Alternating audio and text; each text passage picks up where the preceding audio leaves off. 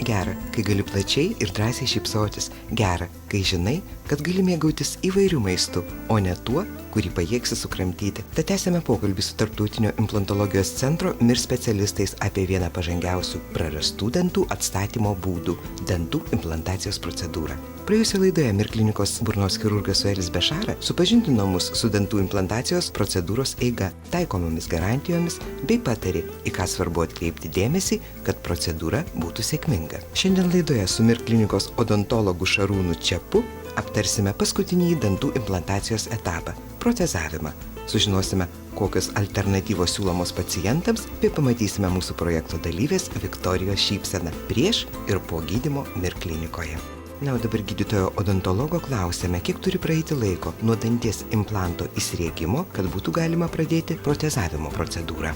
3-4 mėnesiai yra skirti tam, kad implantas prigytų, arba kitaip tariant, suaugtų su kauliniais audiniais, susidarytų jungtis ir implantas būtų nebepaslankus. Tada galima jį apkrauti krūviu arba protezuoti. Jeigu mes implantą apkrauname arba suprotezuojame anksčiau negu buvo suplanuota, tada yra labai didelė tikimybė, kad implantas gali neprigyti. Tiesiog jisai gali pasidaryti paslankus arba kitaip tariant gali gautis reimplantitas. Tokiu atveju reikia pašalinti implantą, laukti vėl, kol užsidarys žaizda ir visą procesą pradėti iš naujo.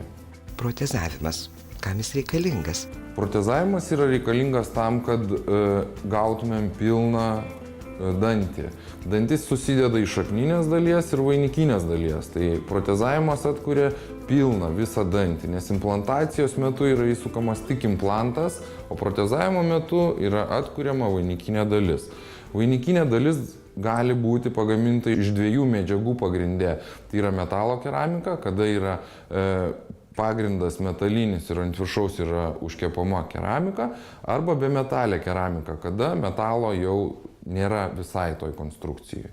Bemetalė keramika yra dažniausiai siūloma ir rekomenduojama daryti priekinius dantis, kur yra estetinė zona. Metalo keramika yra daroma krūminių dantų srityje. Automatiškai, aišku, kaina skiriasi. MIR klinikoje naudojamiems Megagen Any-Reach implantams taikoma viso gyvenimo garantija. Laikinas vainikėlis ant šio implanto MIR klinikoje kainuoja 250 litų. Tuo tarpu nuolatinis vainikėlis kainuos nuo 1500 iki 1900 litų. Na, o gydytojo klausėme, kada protezavimo procesas prasideda. Po 3-4 mėnesių, kada implantas yra prigijęs, tada prasideda protezavimo darbai. Protezavimo darbai užtrunka apie mėnesį laiko. Yra nuimami atspaudai, technikas laboratorijoje pagamina dantuką, jis yra pamatuojamas ir jis yra galutinio seanso metu pricementuojamas burnoje. O kągi patartumėte tiems, kurie naujus dantis nori išsaugoti kuo ilgiau?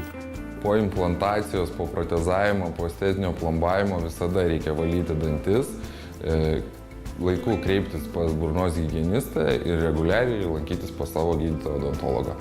O dabar pamatysime mūsų projekto dalyvės Viktorijos šypseną prieš ir po gydymo MIR klinikoje. Viktorijai buvo atlikta daugelio procedūros nuo burnos higienos iki dantų implantacija su protezavimu. Štai mes matome Viktorijos burnos būklę prieš atvykstant į MIR kliniką ir kaip jinai išėjo su nauja gražia šypsena.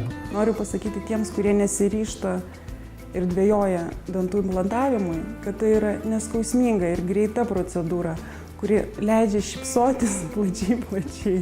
Gal pats metas pamastyti apie pažangiausią prarastų dantų atstatymo būdą – dantų implantacijos procedūrą.